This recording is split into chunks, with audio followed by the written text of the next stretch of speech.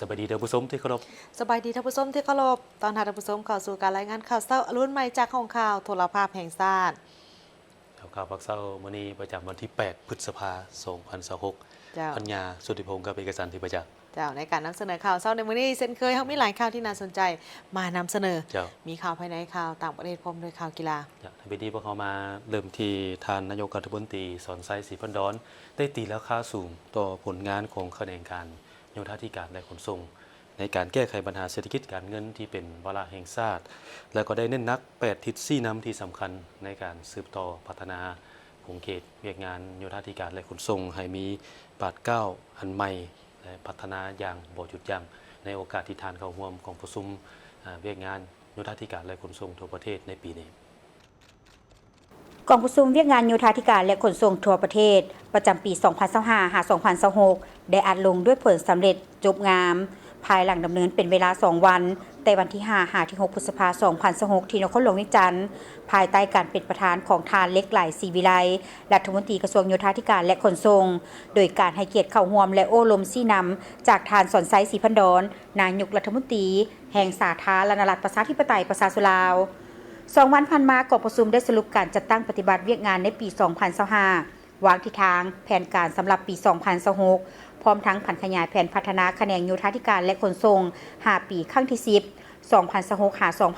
2026-2030 บรรดาผู้เข้าร่วมได้พร้อมกันปรึกษาหารือและประกอบคำคิดคำเห็นอย่างกว้างขวางเกี่ยวกับเวียกงานสำคัญต่างๆของแขนงโยธาธิการและขนส่ง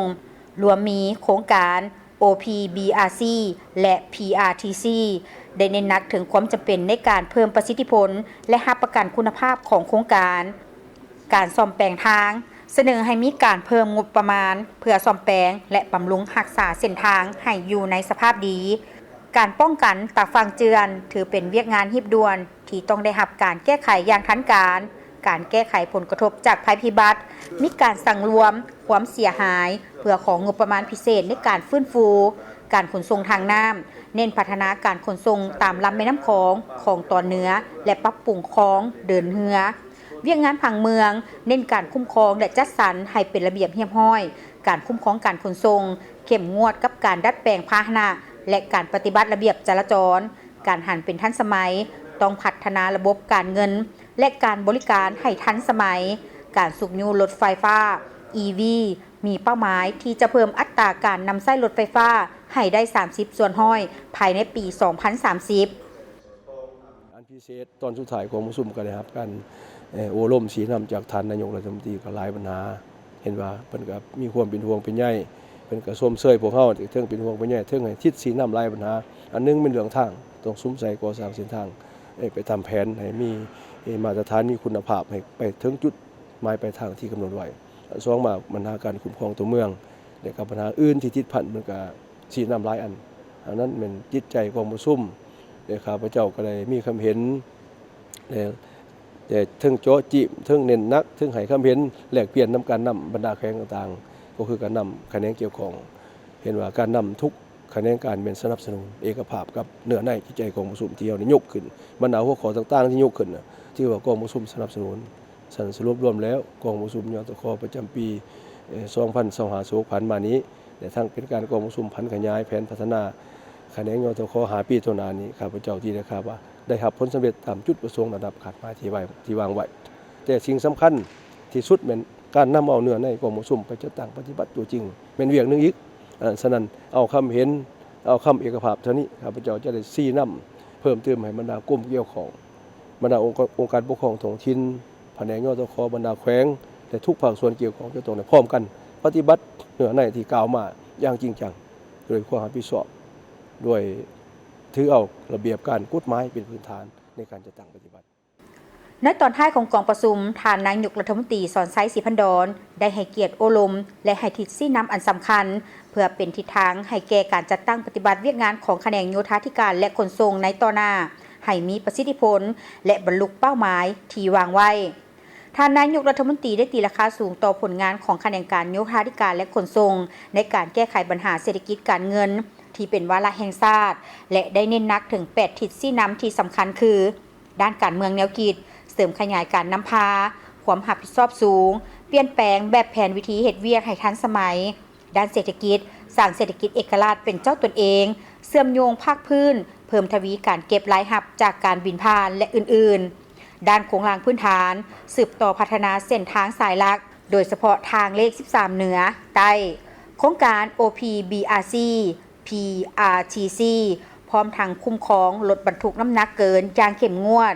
ด้านผังเมืองและสิ่งแวดล้อมแก้ไขปัญหาน้ำท่วมขังจัดการขี้เหงื่อโดยเฉพาะขี้เหงื่ออิเล็กทรอนิกส์สูงอยู่การนำใช้รถไฟฟ้า EV และพลังงานสะอาดด้านการขนส่งทางน้ำพัฒนาการเดินเรือตามลำแม่น้ำคลองและแม่น้ำสาขาพร้อมทางคุ้มครองการขุดค้นหินแห่ทรายด้านน้ำประปาแก้ไขปัญหาการขาดแคลนน้ำประปาในตัวเมืองใหญ่เวียงจันทร์ปากเซหลวงพระบางสวรรณเขตโดยรูปแบบ BOT หรือ PPP ด้านการขนส่งโดยสารและทางรถไฟรับประกันความปลอดภัยในการขนส่งโดยสารเข้มงวดระเบียบจราจรพัฒนาเส้นทางรถไฟลาวเวียดนามลาวกัมพูเชียและเสื่อมต่อภาคพื้นในหลายรูปแบบและสุดท้ายแม่นค้นคว้านำไส้ระบบที่ทันสมัยหรือปัญญาประดิษฐ์มาเป็นเครื่องมือช่วยในการพัฒนาและคุ้มครองบริหารระบบพื้นฐานโครงสร้างของแขนงโยธาธิการและขนส่งเพื่อให้ว่องไวและโปร่งใสเพื่อสืบต่อเสริมขยายจุดดีผลงานผลสำเร็จที่หยันมาได้และบุกบุญสู่ส้นแก้ไขบรรดาขอจุดอ่อนขอโค้งข้างที่ผ่านมาให้มีบัตรเก่าหันเปลี่ยนใหม่ทั้งเป็นการจัดตั้งปฏิบัติมติกองประชุมใหญ่ครั้งที่12ของพรรคกองประชุมใหญ่ครั้งที่6ของคณะพรรคกระทรวงโยธาธิการขนส่งก็คือบรรดาทิศทางแผนการขาดไม้สู่ส้นในหาปีต่อหน้า2026-2030ให้มีผลสำเร็จนั้นข้าพเจ้าขอเสนอบรรดาสายการนำทั้งขันศูนย์กลางและท้องถิ่นในขอบเขตทั่วประเทศเราร่วมว่าเฉพาะแม่นบรรดาสายการนำพนักงานนักเลงของแขนงโยธาธิการและขนส่งในขอบเขตทั่วประเทศจงได้พร้อมกันเอาใจใส่ดังนี้ 1. ต้องเสริมขยายการนำผ้าด้วยความเป็นแบบอย่างที่ดีมีความเห่าหันเฮ็ดแท้ทำจริงมีความกระตือรือร้นต่อหน้าที่เวียกงานและพร้อมกันเสริมขยายบุญเสื้อสามัคคีและความรับผิดชอบให้สูงกว่าเก่ามีความเสียสละเพื่อผลประโยชน์ส่วนรวมผลประโยชน์ของศาสตร์ของประชาชนอันที่2ต้องได้สืบต่อตั้งหน้าสร้างเศรษฐกิจเอกราชเป็นเจ้าตนเองและการเชื่อมโยงกับภาคพื้นและสากลให้เข้มแข็งนำพาประเทศชาติให้หลุดพ้นออกจากสถานภาพความด้อยพัฒนาอย่างโรงเรียนและยืนยกตามทิศสี่น้ำของภาคเฮาพร้อมนั้นก็หูน้ำใส่ทาแห้งในการสร้างรายรับให้แก่ประเทศชาติเป็นต้นรายรับจากการบินผ่านและอื่นรวมทั้งการนำใส่บรรดาผู้ประกอบการที่เป็นคนลาวเขามามีส่วนร่วมเขาในการพัฒนาพื้นฐานโครงสร้างในประเทศตามทิศสจ.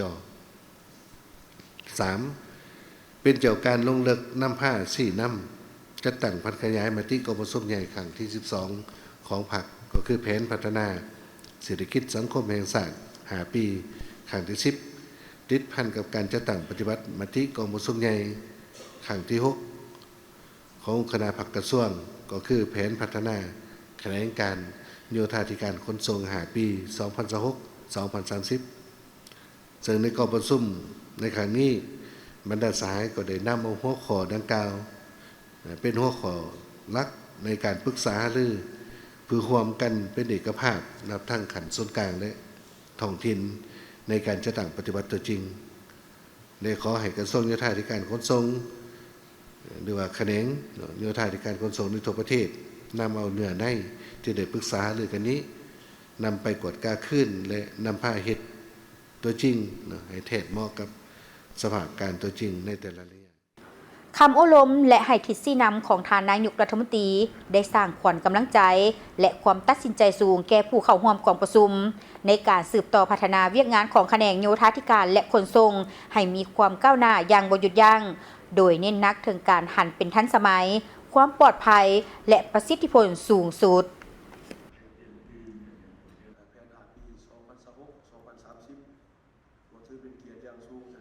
ท่านอาสพังทองศรีพันดอนเลขาคณะบริหารงานพรรคประธานสภาประชาชนนครหลวงเวียงจันทร์พร้อมด้วยคณะได้เยี่ยมชมงานวางแสดงและจำหน่ายสินค้า1เมือง1ผลิตภัณฑ์หรือว่าสินค้าโอดอปครั้งที่12ที่ศูนย์การค้าลาวไอเทควันที่ 5 พฤษภาคม 2026 ท่านอาสพังทองศรีพันดอนเลขาคณะบริหารงานพรรคประธานสภาประชาชนนครหลวงเวียงจันทร์พร้อมด้วยคณะได้เยี่ยมชมงานวางแสดงและจำหน่ายสินค้า1เมือง1ผลิตภัณฑ์โอดอปพร้อมสินค้าตัวแบบของนครหลวงเวียงจันทร์ประจำปี 2026 ครั้งที่ 12 ที่ศูนย์การค้าลาวไอเทคนครหลวงเวียงจันทร์งานวางแสดงดังกล่าวจัดขึ้นระหว่างวันที่1 ถึง 10 พฤษภาคม 2026 ภายใต้คำขวัญห่วมแหงห่วมใจพร้อมกันสมไส้ผลิตภัณฑ์ลาวเพื่อสูบยูส่งเสริมการผลิตเป็นสินค้าและการโฆษณาสินค้าให้แก่บรรดาหัวหน่วยจุลวิสาหกิจขนาดน้อยและกลางภายในนครหลวงเวียงจันทร์และบรรดาแขวงต่างๆให้มีตลาดรองรับผลิตภัณฑ์ที่ผลิตได้ภายในให้หลายขึ้นพร้อมทั้งเสริมสร้างทายแห้งให้แก่สินค้าที่ได้รับรองเป็นสินค้าโอดอปแห่งชาติภายในงานมีหัวหน่วยธุรกิจเข้าร่วมทั้งหมด170หัวหน่วยในนั้นมีสินค้าโอดอปของนครหลวงเวียงจันทร์และต่างแขวงจำนวน70หัวหน่วยสินค้ากสิกรรมประเภทเบี้ยไม้จำนวน20หัวหน่วยมี9แขวงเข้าร่วมคือหลวงพระบางเวียงจันทร์หัวพันอุดมไซบริคำไซสวรรณเขตจำปาสักเสียงขวางและไซยบุรี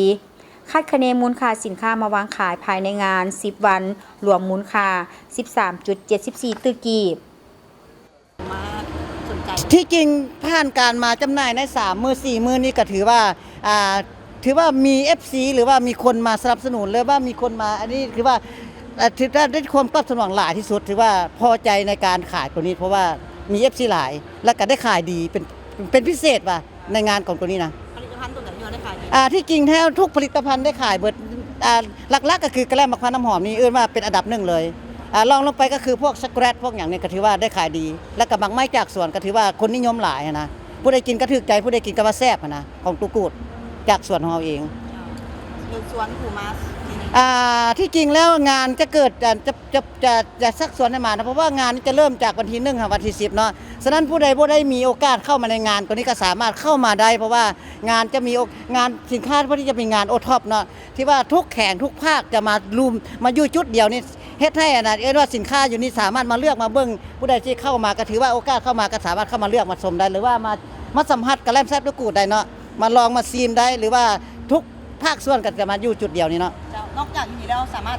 แต่ว่าความรู้สึกในมื้อนี้เนาะก็คือว่าเฮาหันได้รับโอดอปของเครื่องหมาย1เมือง1ผลิตภัณฑ์ซึ่งจะได้5,000แม่นๆจะมี3รายการเนาะรายการที่1ก็คือจะเป็นกระเป๋าไม้สารที่ว่าผสมผ้าหรือว่าผสมผ้าแห้มผ้าแล้วก็รายการที่2นั่นมันจะเป็นกระเป๋าผ้าผายที่ว่าเฮ็ดด้วยธรรมชาติผ้าที่ว่าเข็นมือย้อมด้วยข้ามด้วยสีธรรมชาติรายการที่3นั่นมันจะเป็นผ้าพันคอมัดมีนี่เป็นที่ว่าเฮาเฮ็ดด้วยผ้าผายแต่ว่าย้อมข้ามมัดมีรวยสีมือไอ้น้องคนพิการเฮาเนาะในงานนี้ถือว่ามีความสำคัญสำหรับเฮาหลายเพราะว่าสิ่งที่เฮารอคอยเนาะสิ่งที่อันนี้ท่านก็ถือว่าประสบผลเป็นจริงถือว่าเป็นใบหน้าเป็นใบเบิกทางอันใหม่ของเฮาที่ว่ามาอยู่ในงานนี้เฮ็ดให้คนที่ว่าฮู้จักเฮาว่ายังมีกลุ่มคนพิการที่ว่าสามารถเฮ็ดเครื่องจำหน่ายได้เป็นเครื่องต้นของภาคได้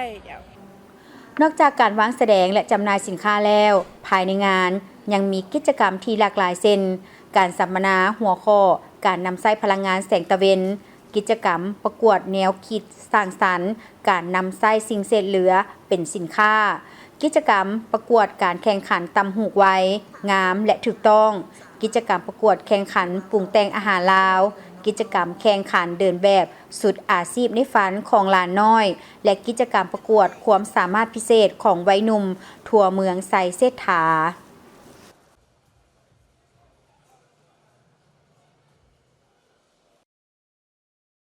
านผู้ชมที่เคารพในการดำเนินกองประชุมเวียกงานโยธาธิการและขนส่งทั่วประเทศข้างวันที่5ถึงวันที่6พฤษภาคม2026ที่ผ่านมานี้ท่านฤทธิดาคัทธิยะรองรัฐมนตรีกระทรวงโยธาธิการและขนส่งท่านก็ได้ขึ้นนำเสนอถึงแผนพัฒนา5ปีของแขนงการซึ่งจะเป็นทิศทางในการพัฒนาประเทศชาติในซุ้มปีต่อหน้าก็คือนับตั้งแต่2026ถึง2030ในกองประชุมเวียกงานโยธาธิการและขนส่งทั่วประเทศปี 2025 หาปี 2026 ระหว่างวันที่ 5 หาที่ 6 พฤษภาคม 2026 ท่านฤทธิดาคัตติยะ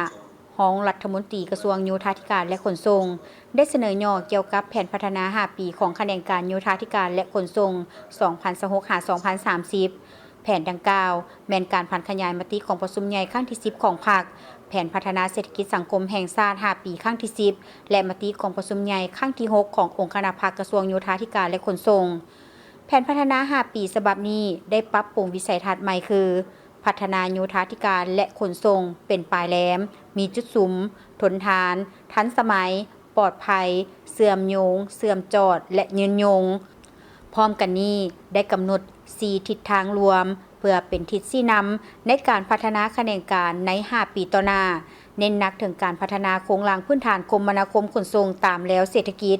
การหันสาธารณรัฐประชาธิปไตยประชาชนลาวให้กลายเป็นศูนย์กลางการบริการด้านคมนาคมขนส่งของภาคพื้นการร่วมมือกับต่างประเทศและภาคเอกชนรวมทั้งการพัฒนาการบริหารคุ้มครองรัฐให้เป็นมืออาชีพ 1. พัฒนาโครงหลังพื้นฐานคมนาคมขนส่งตัวเมืองน้ำประปาและบรรดาสิ่งอำนวยความสะดวกต่างๆตามแนวเศรษฐกิจให้มีคุณภาพทนทานต่อการเปลี่ยนแปลงสภาพดินฟ้าอากาศทุกคนสามารถเข้าถึงได้มีความปลอดภัยทันสมัยไปตามทิศสีเขียวและยืนยง 2. พัฒนาเวียกงานการขนส่งของสปป.ลาวให้กลายเป็นการขนส่งหลายรูปแบบเชื่อมโยงเชื่อมจดกับภาคพื้นและสากลอย่างโรงเรียนเพื่อให้ประกันให้แก่การขนส่งสินค้าและโดยสารที่มีความสะดวกว่องไวขึ้นสนับสนุนการพัฒนาเศรษฐกิจสังคมตามนโยบายหันสปป.ลาวจากประเทศที่มีชายแดนติดกับทะเลให้กลายเป็นศูนย์กลางการบริการทางด้านคมนาคมขนส่งของภาคพื้น 3. สืบต่อร่วมมือกับบรรดาประเทศเพื่อนมิตรยุทธศาสตร์บรรดาคู่ร่วมพัฒนาภาคเอกชนภายในและต่างประเทศอย่างมีจุดสูงเลือกเส้นในการระดมคนไว้แรงถึงเข้าในการพัฒนาโครงหลังพื้นฐานโยธาการขนส่งที่เฮ็ดให้เศรษฐกิจขยายตัวเป็นวงกว้างให้ผลตอบแทนสูงในระยะสั้นและคุ้มค่าต่อการลงทุน 4. พัฒนาการบริการคุ้มครองรัฐและบรรดารัฐวิสาหกิจของแขนงการโยธาการขนส่งทั้งศูนย์กลางและท้องถิ่นให้เป็นมืออาชีพหันเป็นทันสมัยหันเป็นเจ้าตัวเองในการโฆษณามีสินเข้มงวดในวินัยแผนการเงินมีความโปร่งใสและสามารถตรวจสอบได้แผนพัฒนา 5 ปีได้กำหนด5เป้าหมายหลักและ15แผนงานจุดสุมเพื่อบรรลุวิสัยทัศน์และทิศทางที่วางไว้ในนั้นเป้าหมายที่1แม่นการสนองโครงหลังพื้นฐานคมนาคมตามแล้วเศรษฐกิจให้มีคุณภาพและได้มาตรฐานสากลโดยมีแผนงานสร้างและปรับปรุงนิติกรรม22ฉบับก่อสร้างและยกระดับเส้นทางหลวงแห่งชาติ 1,450 กิโลเมตรสำเร็จทางดวงปากสันสายแดนลาวเวียดนามขวาข้ามน้ำคองเสียงแมนนครหลวงพะบางและเริ่มโครงการรถไฟท่าแขกน้ำพาวเป้าหมายที่2เน้นใส่การเสื่อมจอดการขนส่งหลายรูปแบบโดยมีเป้าหมายเพิ่มปริมาณการขนส่งสินค้าและโดยสารทางบก5ส่วนห้อยต่อปีทางรถไฟ10ส่วนห้อยต่อปีพร้อมทางปรับปรุงด้านซ้ายแดนสากล3แห่งคือบ่อเต็นปากฮกและด่านน้ำเงินเป้าหมายที่3แม่นการพัฒนาตัวเมืองให้ทันสมัยและยืนยงรวมทั้งการสนองน้ำประปาและสุขภิบาลจะมีการสร้างนิติกรรมคุ้มครองเคหสถานผังเมือง16ฉบับขยายระบบน้ำประปาให้ประชากร 3.3 ล้านคนได้สมไส้และก่อสร้างป้องกันตะฟังเจือนตามแม่น้ำคองและน้ำเหลืองเป้าหมายที่4แม่นยกระดับการบริหารคุ้มครองรัฐให้มีประสิทธิภาพโดยการพัฒนาทรัพยากรมนุษย์ปรับปรุงกงจักรการบริหารรัฐพัฒนาหลักสูตรและเทคโนโลยี พร้อมทั้งหันเป็นทันสมัยในทุกโครงเขตเวียกงานโยธาธิการและขนส่งและเป้าหมายที่ 5 แมนการระดมคนขวายแรงทุนจากต่างประเทศและภาคเอกชนพร้อมทั้งขุดค้นแหล่งรายหับภายใน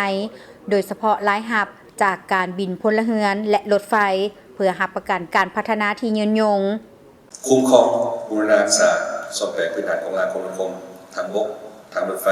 ทางน้ำและทางอากาศให้นำใช้ได้ปกติและมีความปลอดภัยอยู่ในนี้สูบใส่การบูรณารักษาและซ่อมแซมทางหลวงให้ใช้ได้ปกติซึ่งแขวงเป็นผู้จัดการปฏิบัติกระทรวงเป็นผู้ติดตามกฎการสร้างตั้งของซ่อมแซมทางหลวงประจำแผนกยรคนครหลวงวิจันทร์และ17แขวงการคุ้มครองกฎการลดบรรทุกน้ำหนักโดยการหันเป็นทันสมัยและประกันความโปร่งใสสามารถตรวจสอบได้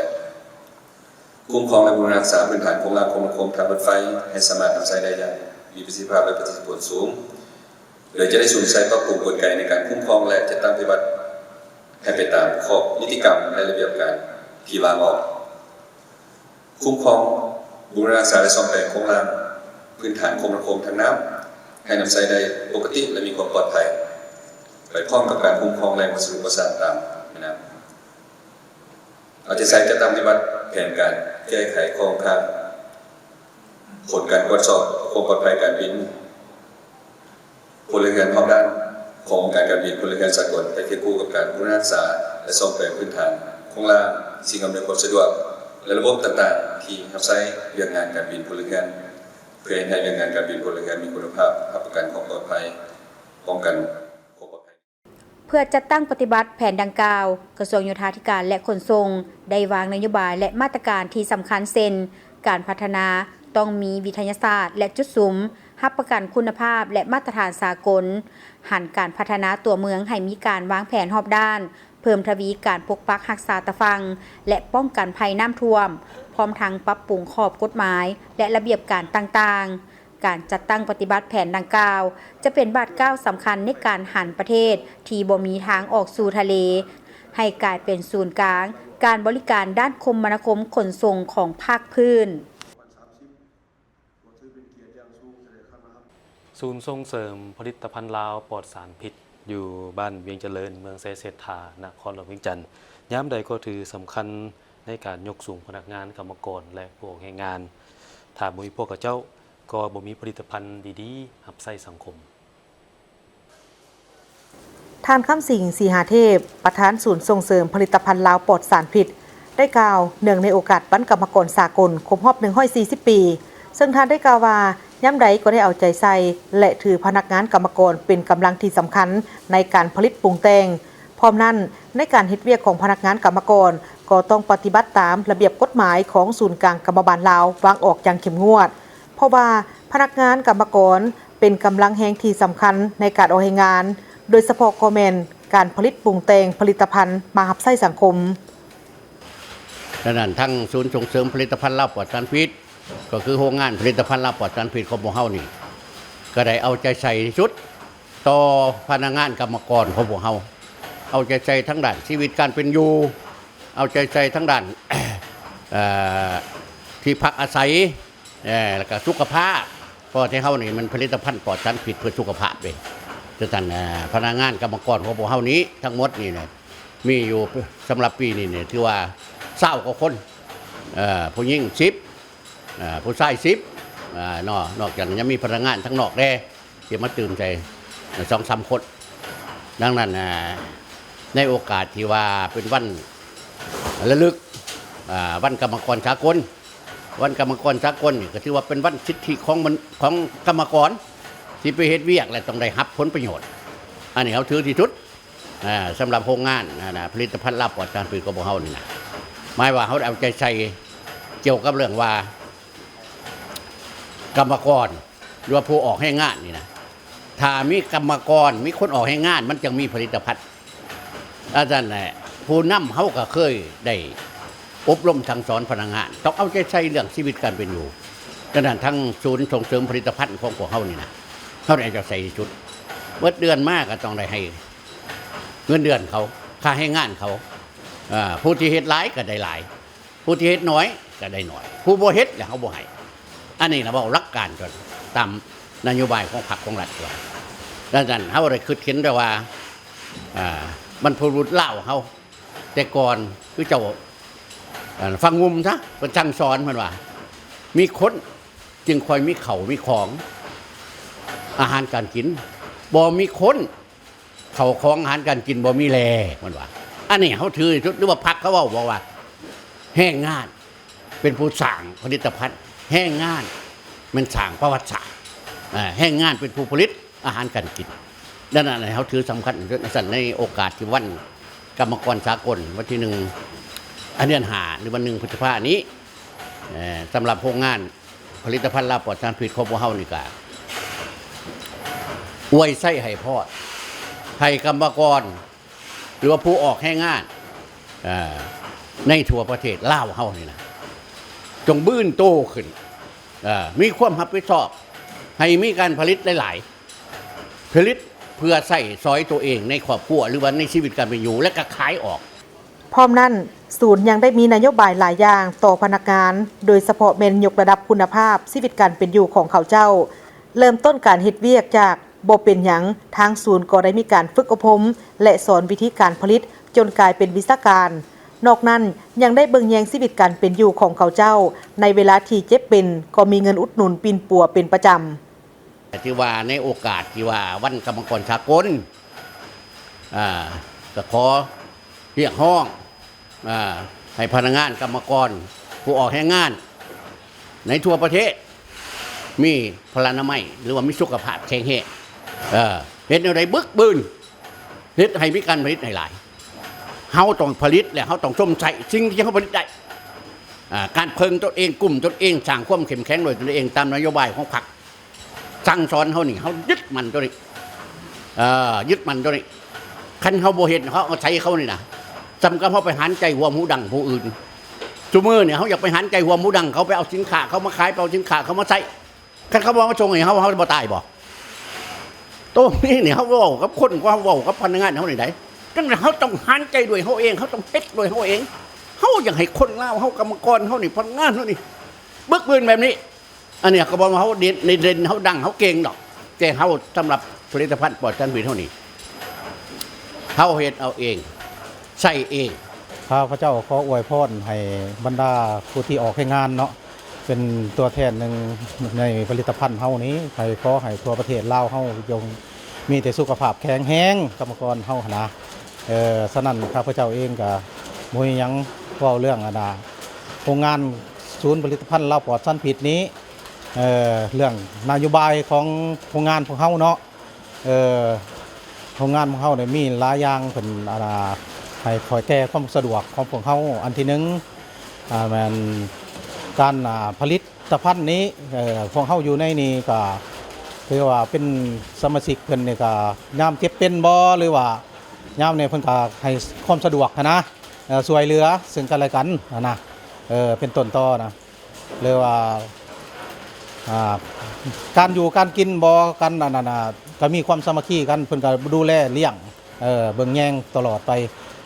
อยู่ใต้การสีน้ำของเพิ่นเนาะต่อมาก็พวกเฮาก็อยู่ในศูนย์ผลิตภัณฑ์พวกเฮานี่เนาะเพิ่นก็ได้อธิบายเรื่องเฮ็ดเวียกเฮ็ดงานทุกคน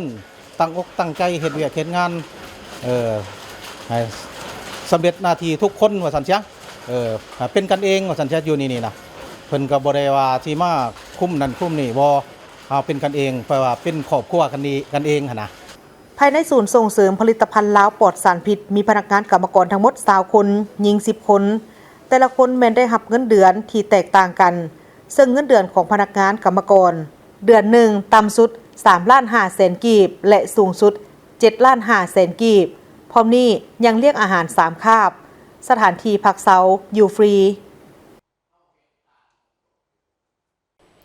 ท่านผู้ชมในระยะของการหันเปลี่ยนและพัฒนาตัวเมืองให้มีความทันสมัยถนนแห่งบุญหรือว่าเขตเซ็นเตอร์พอยท์ที่หลายๆคนฮู้จักดีก็คือเขตสีหอมเขตเซ็นเตอร์พอยท์นี่แหละเนาะซึ่ง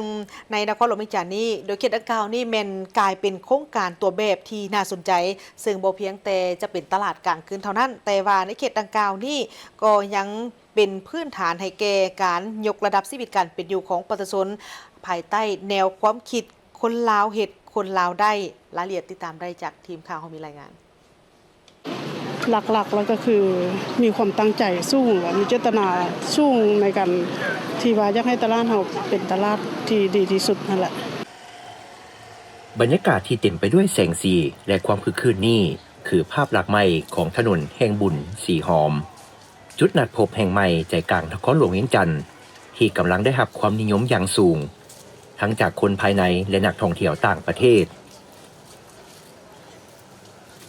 โครงการนี้บ่ได้เกิดขึ้นเพียงเพื่อเป็นบ่อนขายเครื่องเท่านั้นแต่เป็นยุทธศาสตร์การจัดระเบียบเมืองที่เปลี่ยนพื้นที่ทางยางให้กลายเป็นถนนคนเดินหรือ Walking Street จุดประสงค์ของเราก็คือท่านนางดาวเวียงพผลไซผู้บริหารตลาดกล่าวว่า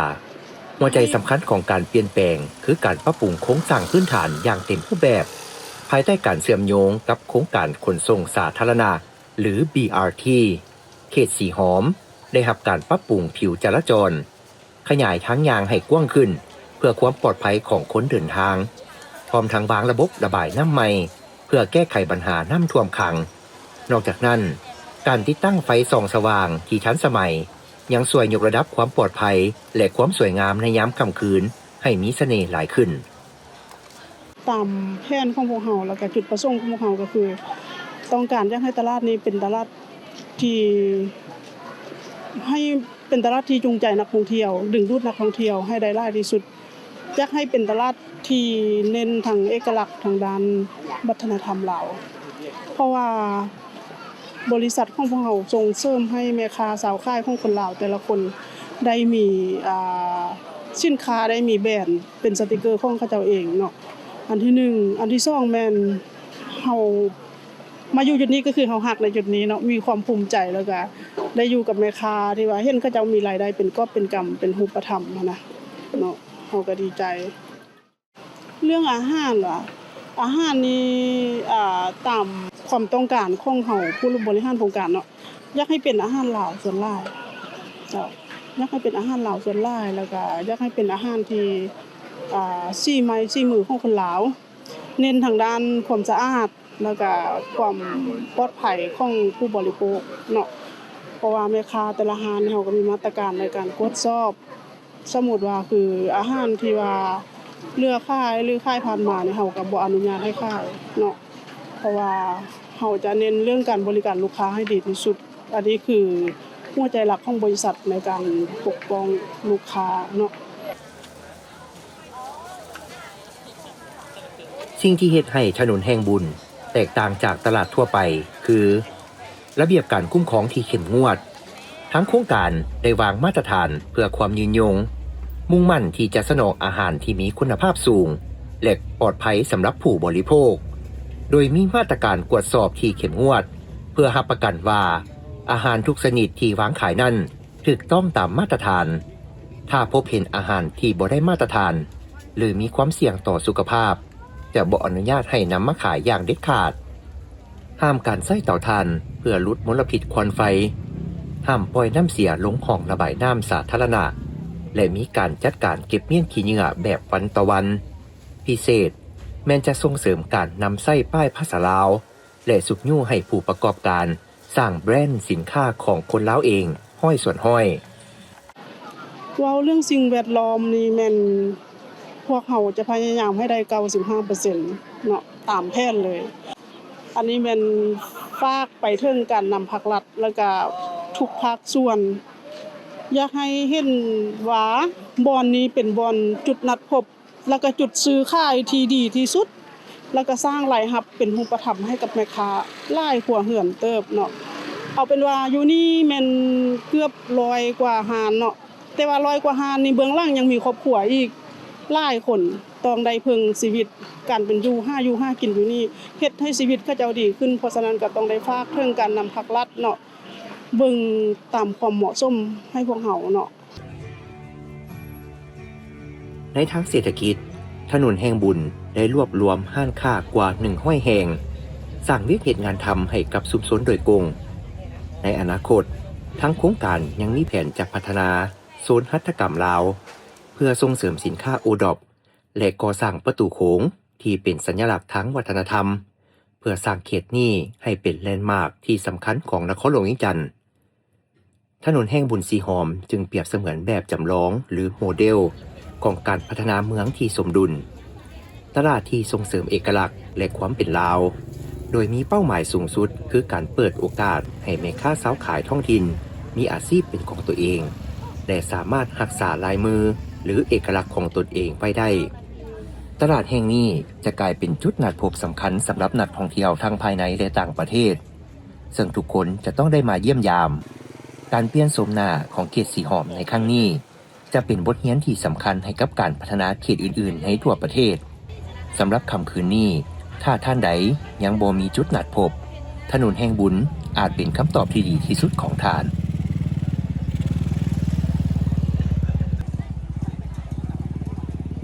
เห็นบรรยากาศแบบนี้แล้วบอกเลยว่าสื่นอกสื่นใจทั้งผู้ขายและก็ผู้ซื้อส่วนใหญ่แล้วในยามค่ำคืนผู้ที่มาท่องเที่ยวในนครหลวงเวียงจันทน์ในยามค่ำคืนนี่บนสถานที่ท่องเที่ยวอาจจะบ่หลายหรือว่าบนเบ้าง่ายๆว่าบนซอกอยู่หากินสิบ่หลายแต่ว่าในเขตเซ็นเตอร์พอยต์ในปัจจุบันนี้กำลังคึกคืนเลยเด้ซอกหากินได้สบายเลยอาหารมีหลากหลายนครหลวงนี่หลักๆเป็นเซ็นเตอร์พอยต์ครับแคมป์ของ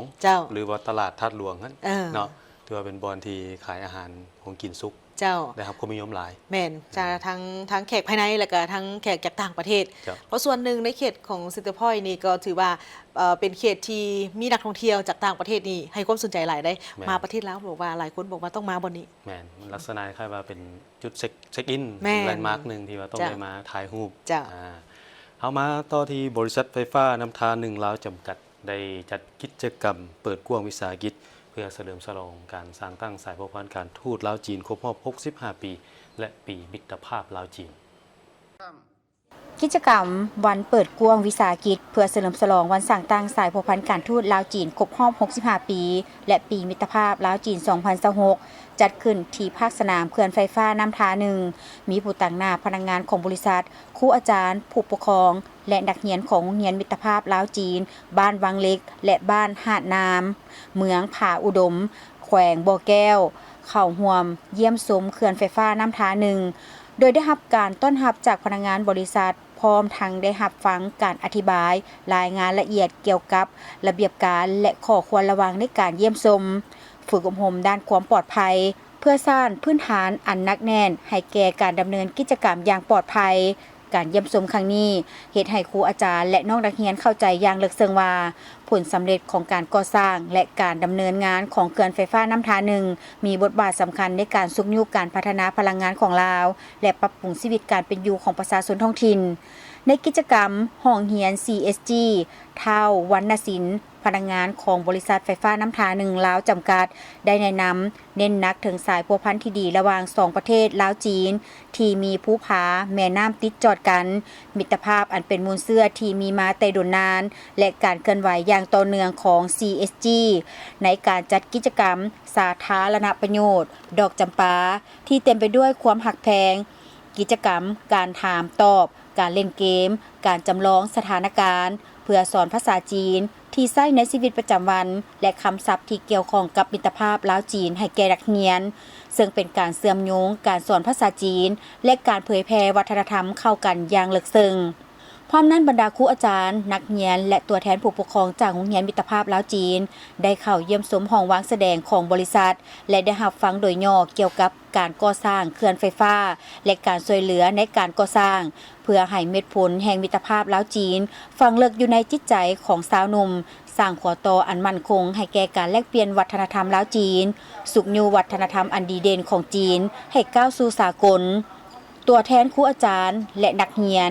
ยังได้เยี่ยมชมโรงอาหารของบริษัทได้รับรู้ถึงวิธีการปรุงแต่งและความหมายของวัฒนธรรมที่อยู่เบื้องหลังของอาหารว่างจีนเช่นข้าวนมแก้วและข้าวนมถังหยวน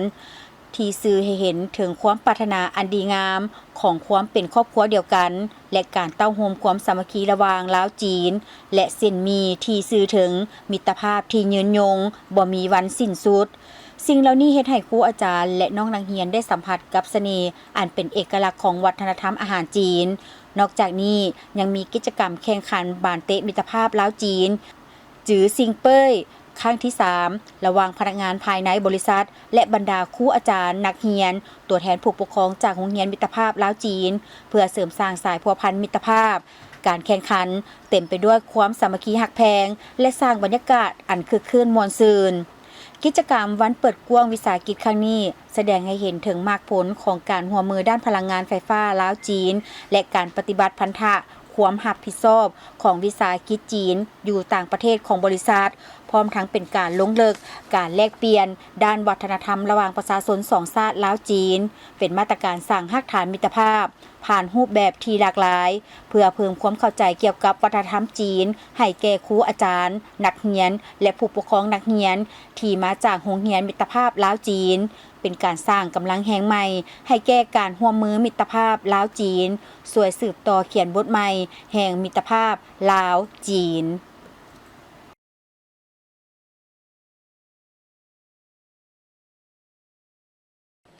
องค์การกระแดงแห่งชาติลาวได้จัดกิจกรรมในการร่วมใจกันบริจาคเลือดเพื่อเฉลิมฉลองวันกระแดงและซีกวงเดือนแดงสากลปีนี้หมุนเวียนมาครบรอบ163 ปีพอดีและปีนี้แมนภายใต้คำขวัญร่วมแห่งร่วมใจเพื่อมนุษยธรรมกิจกรรมบริจาคเลือดครั้งนี้จัดขึ้นวันที่ 6 พฤษภาคม 2026โดยมีทานคำลาวันจันทรวันประธานองค์การกระแดงแห่งชาติลาวพร้อมด้วยภาคส่วนเกี่ยวข้องเข้าร่วมกิจกรรมบริจาคเลือดฉลองวันกาแดงและวันซีกวงแดงสากลครบรอบ163 ปีจัดขึ้นเพื่อหวนคืนถึงประวัติศาสตร์แห่งการให้และเชิดชูเวียกงานมนุษยธรรมที่ได้เกินไหวมาอย่างยาวนานซึ่งในวันที่ 8 พฤษภาคมแม่นวันเกิดของทานอังลีดุยนั่งผู้ก่อตั้งขบวนการกาแดงสากลจากเหตุการณ์ที่ทานได้พบเห็นความทุกข์ทรมานของทหารในสมรภูมิโซนเฟริโนเมื่อปี 1959 จึงนำไปสู่การสร้างตั้งคณะกรรมการกาแดงสากลในปี 1963 สำหรับปี 2026 นี้ขบวนการกาแดงและซีกวงเดือนแดงสากลได้กำหนดเอาหัวข้อห่วมแหงห่วมใจเพื่อมนุษยธรรมเป็นคำขวัญลักษณ์ทางองค์การกาแดงแห่งชาติลาวก็ได้มีการจัดกิจกรรมบริจาคเลือดขึ้นเพื่อคนมาบริจาคเลือดและไปช่วยเหลือสังคมเพราะเป็นองค์การมนุษยธรรมก้าวมื้อนี้พวกเขาก็คาดหมายว่าจะมีผู้มาประกอบส่วนบริจาคเลือดบ่ต่ำกว่า200กว่าคนพวกเขาก็จะได้เอาไปแก้ไขคนเจ็บที่มาขาดเลือดหรือว่าต้องการเลือดหรือว่าปิ้นปัวด้วยเลือด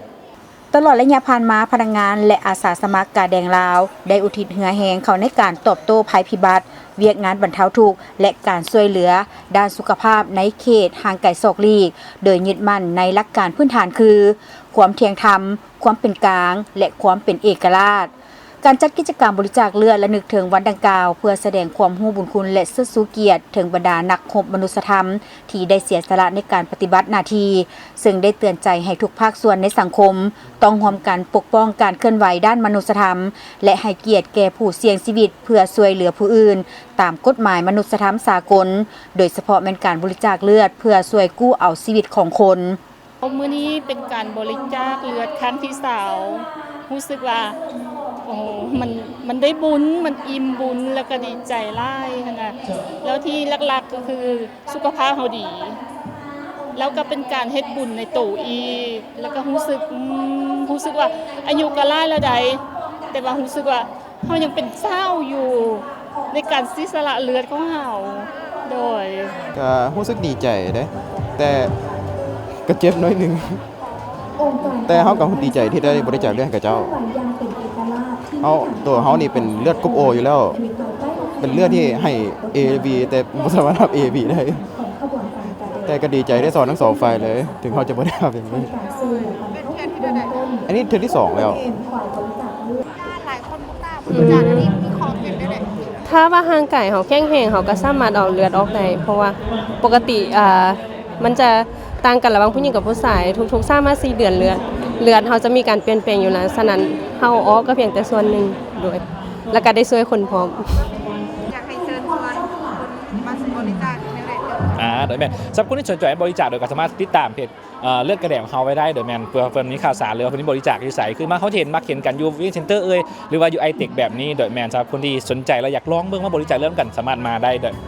ในโอกาสนี้องค์การกระแดงแห่งชาติลาวยังได้ชี้แจงเกี่ยวกับปัญหาห่างเสียงทางสังคมในการเอาเลือดได้ซื้อในราคาที่สูงนั่นแมนบ่มีมูลความจริงเพราะศูนย์เลือดแห่งชาติเก็บค่าธรรมเนียมเพียงถุงละ 70,000 กีบเท่านั้นและเงินที่เก็บมานั้นแม่นนำไปใช้จ่ายค่าอุปกรณ์การแพทย์เพื่อรับใช้การระดมบริจาคเลือดพร้อมทางเรียกร้องให้ทุกคนในสังคมประกอบส่วนช่วยเหลือเวียกงานมนุษยธรรมให้เป็นการกระทำหลายขึ้นเพื่อสร้างโอกาสและความผาสุกให้แก่ประชาชนลาวตลอดไปพวกเรายังมีข่าวท้องถิ่นอีกจำนวนหนึ่งที่น่าสนใจมานำเสนอเลขาพรรคแขวงขมวนพบปะครูอาจารย์และน้องนักเรียนที่ประสบผลสำเร็จในการเข้าร่วมสอบเสียงระดับชาติท่านไสสนาโคตรภูธรเลขาคณะบริหารงานพรรคแขวงขมวนได้พบปะพนักงานครูอาจารย์และน้องนักเรียนที่ประสบผลสำเร็จในการเข้าร่วมสอบเสียงแข่งขันระดับชาติในครั้งวันที่20-24 เมษายน 2026ที่นครหลวงเวียงจันทน์การสอบเสียงแข่งขันนักเรียนเก่งชั้นมัธยมศึกษาม.4 ม.7 ระดับชาติประจำศกเรียน 2025-2026 เป็นกิจกรรมที่สำคัญและเป็นบรมสิทธิ์ของกระทรวงศึกษาธิการและกีฬาซึ่งกรมสามัญศึกษาได้ปฏิบัติมาต่อเนื่องชั้นมัธยมศึกษาตอนต้นม.4 เป็นปีที่15และชั้นมัธยมศึกษาตอนปลายเป็นปีที่14การสอบเสียงมี4วิชาภาษาลาววรรณคดีวิชาคณิตศาสตร์วิชาเคมีศาสตร์และวิชาฟิสิกส์ศาสตร์แขวงขมวนได้ส่งนักเรียนเข้าร่วมแข่งขันจำนวน16น้องผลการสอบเสียงสามารถญาติได้รางวัลสมเสย3น้องในวิชาภาษาลาววรรณคดีจากมศ.ศรีวิไลมศ.นาวางและโรงเรียนขมวนกวงบิงญาติได้รางวัลที่3มี1น้องวิชาฟิสิกส์ศาสตร์จากม.ปลายท่าแขกและญาติได้อันดับที่1มี2น้องวิชาฟิสิกส์ศาสตร์จากโรงเรียนขมวนกวงบิงผลสำเร็จดังกล่าวแม่นย้อนความเอาใจใส่ในการซิดซ้อนของครูและการเรียนของนักเรียนพร้อมด้วยพ่อแม่ผู้ปกครองที่ให้การร่วมมือในการอบรมบ่มสอนโอกาสนี้ท่านไสสนาโคตรภูธรเลขาคณะบริหารงานพรรคแขวงขมวนก็ได้แสดงความยอมยอสมเสยเป็นอย่างยิ่งต่อผลสำเร็จที่น้องนักเรียนญาติมาได้ตลอดฮอดผลงานการประกอบส่วนของพนักงานครูอาจารย์และผู้ปกครองน้องนักเรียนพร้อมเดียวกันท่านยังได้เน้นหนักหลายปัญหาเป็นต้นแม่นให้น้องนักเรียนเอาใจใส่ในการสืบต่อรักษาผลงานการทำเรียนของตนทั้งเสนอให้พนักงานครูอาจารย์จงได้ให้ความสะดวกด้านนโยบายเรียนต่อวิชาเฉพาะภายหลังจบสายสามัญเพิ่มทวีสุขยุขบวนการแข่งขันทางด้านการเรียนการสอนเพื่อส่งเสริมให้นักเรียนที่มีพรสวรรค์และความสามารถให้ได้เรียนในระดับสูงขึ้นไปโดยเฉพาะแม่นตอบสนองนโยบายทุนการศึกษาในมหาวิทยาลัยต่างๆทั้งภายในและต่างประเทศนอกนั้นยังได้ยกให้เห็นบทบาทความสำคัญของการศึกษาต่อการพัฒนาทรัพยากรมนุษย์ให้มีคุณภาพก้าวไปถึงการพัฒนาเศรษฐกิจสังคมในต่อหน้าพิเศษท่านยังได้สนับสนุนทุนการศึกษาจำนวนหนึ่งให้แก่น้องนักเรียนที่ประสบผลสำเร็จในการเข้าร่วมสอบเสียงแข่งขันระดับชาติในครั้งนี้อีกด้วยกองบัญชาการปกส.ของเมืองปากกระดิ่งแขวงบริคำไซได้มีการเสื่อมซึมผันขยายมติกองประชุมใหญ่ผู้แทนทั่วประเทศครั้งที่12ของพรรคและมติกองประชุมใหญ่ผู้แทนองค์คณะพรรคแขวงครั้งที่8เป็นเกียรติเข้าร่วมและเผยแพร่เอกสารสำคัญครั้งนี้โดยท่านแก้ววงทองกรมมะแสงประธานคณะกรรมการปกครองเมืองปากกระดิ่งมีท่านพันโทคำมันไข่ทวีสุขหัวหน้ากองบัญชาการปกส.เมืองพร้อมด้วยนายและพลตำรวจภายในกรมกองเข้าร่วมเสื่อมซึมอย่างพร้อมเพรียง จุดประสงค์ของการเผยแพร่เสริมซึมในครั้งนี้ก็เพื่อเป็นบนอิงในการสืบต่อปรับปรุงยกระดับหลักมั่นการเมืองยกสูงน้ำใจเสียสละและยึดมั่นอุดมการณ์ปฏิวัติของคณะพรรคและสมาชิกพรรคภายในกลุ่มกองปกสอย่างเด็ดเดี่ยวเหนียวแน่นบ่หวั่นไหวขอนแขนต่อสภาพการต่างๆตามในแก้ไขทัศนพิษเขียวต่างๆตีถอยลัทธิคัมภีร์ตายตัวอาชญาสิทธิ์เอกชนเด็ดเดี่ยวและแก้ไขการเสื่อมถอยด้านคุณธาตุการเมืองคุณสมบัติสินธรรมปฏิวัติและแบบแผนดำรงชีวิตของสมาชิกพรรคพนักงานเพิ่มทวีความสามัคคีเป็นเอกภาพภายในพรรคได้ทั่วกลมกองให้หนักแน่นยิ่งขึ้นไปเรื่อยๆเน้นใส่สร้างการหันเปลี่ยนที่แข็งแรงลึกซึ้งและรอบด้านในทุกโครงเขตเวียกงานเป็นต้นแม่นการสร้างการหันเปลี่ยนทางด้านการรับรู้ทัศนะแนวคิดและการกระทำส่งเสริมด้านดีแก้ไขความบกพร่องข้อคงค้างและสิ่งท้าทายสืบต่อขึ้นไว้จะตั้งปฏิบัติเวียกงานป้องกันความสงบให้มีความหนักแน่นขึ้นไปเรื่อยๆเดียวกันนี้ทานพันโทคำมันไข่ทวีสุขหัวหน้ากองบัญชาการปกสเมืองก็ยังได้เป็นเกียรติขึ้นปฏิกถาวันสร้างต่างภาคประชาชนปฏิวัติลาวคมรอบ71ปี22มีนา1955หา22มีนา2026พร้อมเดียวกันนี้ก็ยังได้มีพิธีมอบการยกย่อให้ไอ้น้องกำลังปกสเมืองปักกระดิ่งที่มีผลงานดีเด่นในการเคลื่อนไหวเวียกงานป้องกันความสงบในระยะผ่านมาเป็นต้นแม่นมอบเหรียญการระลึก50 ปีวันสถาปนาสาธารณรัฐประชาธิปไตยประชาชนลาวให้107สหายนอกนี้ยังได้มอบการยกย่อให้นายและพลตำรวจกำลังป้องกันความสงบอยู่เมืองปักกระดิ่งที่มีผลงานดีเด่นรับใช้กองประชุมสุดยอดอาเซียนครั้งที่44-45 ปี 2024 เป็นต้นแม่น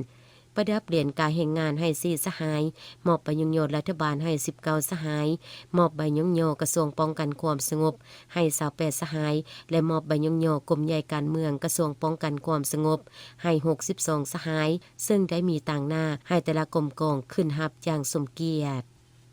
ทั้งหมดนี้คือการรายงานข่าวเช้าอรุณใหม่จากของข่าวโทรภาพแห่งชาติขอบใจที่บรรทัดให้เกียรติติดตามรับชมข่าวและผมก็ได้ใหม่ในการรายงานข่าวภาคต่อไปส่วนข่าวภาคนี้โฆษกทั้งสองสำหรับข่าวเช้าพร้อมกับทีมข่าวลาท่านผู้ชมไปก่อนสบายดี